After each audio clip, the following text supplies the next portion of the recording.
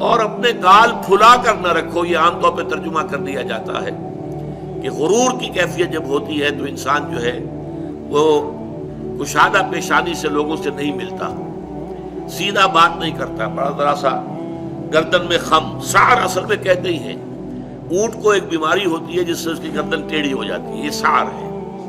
تو جس کو ہم اپنی زبان میں کہتے ہیں کج روخی. ایک آدمی آپ سے بات کرنا چاہتا ہے, آپ اس سے فیس نہیں کر رہے, اسے ذرا یوں کر کے بات کر رہے ہیں, گویا کہ براہ راست اسے ایڈریس کرنا. یہ اپنے مقام سے آپ بڑا فرو سمجھتے ہیں کہ یہ تو نیچے ہے, میرا مقام بہت بلند ہے. اسی طرح یہ جو کج کولاہی ہوتی ہے, کولاہ جو ہے وہ ذرا ٹیڑھا ہو, ٹوپی جو ہے وہ ٹیڑھی ہو سر کے اوپر, تو یہ کج روخی اور کج کولاہی یہ تمام چیزیں جو ہے یہ ولا تصعر خدک للناس.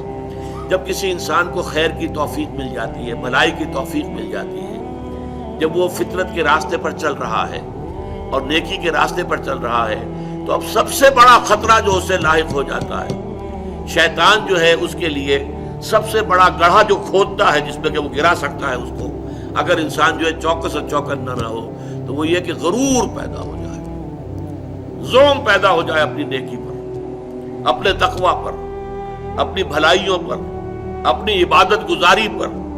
اگر زوم پیدا ہو گیا and you look down upon the others, دوسروں کو آپ بنظر استحقار دیکھنے لگے, تو آپ کی ساری اچیومنٹس زیرو سے ضرب کھا کر زیرو ہو جائے, gone with the wind, ختم. اس لیے یہ بہت بڑی بات ہے. حدیث میں آیا ہے لن يدخل الجنہ من کان فی قلبہ مثقال ذرۃ من کبر.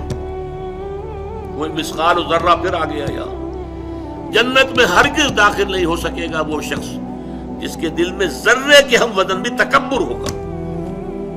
اور حدیث قدسی ہے الکبر ردائی, تکبر تو میری چادر ہے, مجھ پر راست آتی ہے. المتکبر اللہ کے ناموں میں سے ہے. هو اللہ الذی لا الہ الا هو الملک القدوس السلام المومن المہیمن العزیز الجبار المتکبر.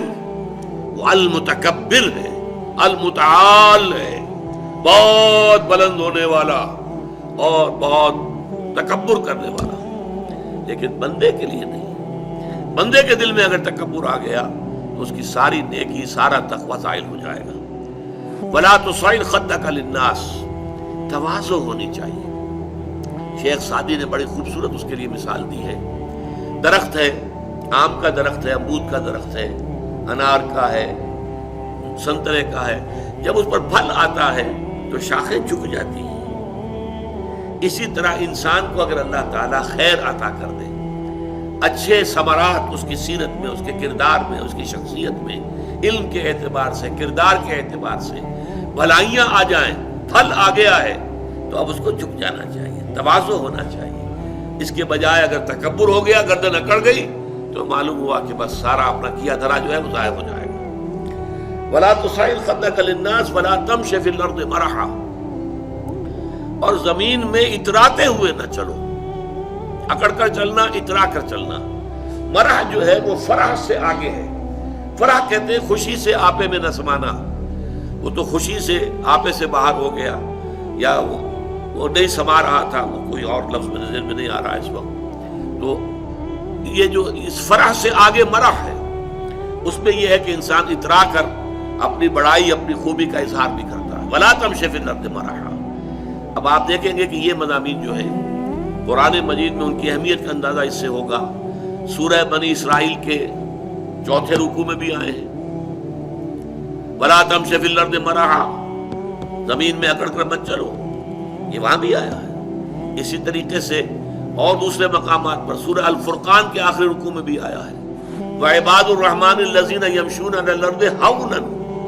اللہ کے نیک بندے تو وہ ہیں جو زمین پر چلتے ہیں تو آہستگی کے ساتھ چلتے ہیں, وہ زور سے قدم مار کر نہیں چلتے, گردن اکھاڑ کر نہیں چلتے, گردن اکڑا کر نہیں چلتے, اور گردن بھی اکڑی ہوئی ہو اور سر کے اوپر ایک جو ہے صافہ, اس کا ترا بھی جو ہے وہ بڑا اونچا کر لیا گیا, اور اس سے کیا ہوتا ہے؟ انک لن تخرق الارض ولن تبلغ الجبال طولا. تم کتنے ہی زور سے پاؤں مار کر چلو گے, ہماری زمین کو پھاڑ نہیں سکتے, اور کتنی ہی گردن اکڑا لو اور کتنا ہی ترا چڑھا لو, پہاڑوں کی بلندی تک تو نہیں پہنچ سکتے. تو یہ در حقیقت مضمون بہت اہم ہے. متعدد مقامات پر آیا ہے، اور سورۃ الفرقان کا جو آخری رکوع ہے وہ تو ہمارے منتخب نصاب میں ہے، اور وہ تفصیل سے ہم پڑھیں گے۔ تو وَلَا تُصَعِّرْ خَدَّكَ لِلنَّاسِ وَلَا تَمْشِ فِي الْأَرْضِ مَرَحًا إِنَّ اللَّهَ لَا يُحِبُّ كُلَّ مُخْتَالٍ فَخُورٍ، یقیناً اللہ تعالیٰ کو بالکل پسند نہیں ہے جو اکڑ کر چلنے والے ہیں اور شیخی خورے ہیں۔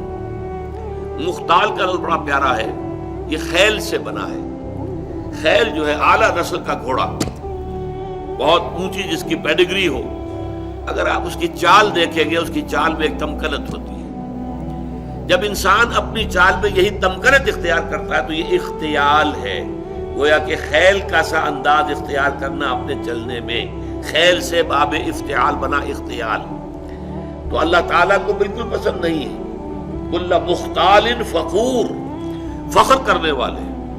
اپنی نیکیوں پر، اپنی دولت پر بھی فخر ہوتا ہے، لیکن اپنی نیکی پر بھی ہوتا ہے، اپنے علم پر بھی ہوتا ہے، اللہ بچائے، اپنی عبادت پر بھی ہوتا ہے، اللہ تعالیٰ اس سے اپنے حفظ و امان میں رکھے۔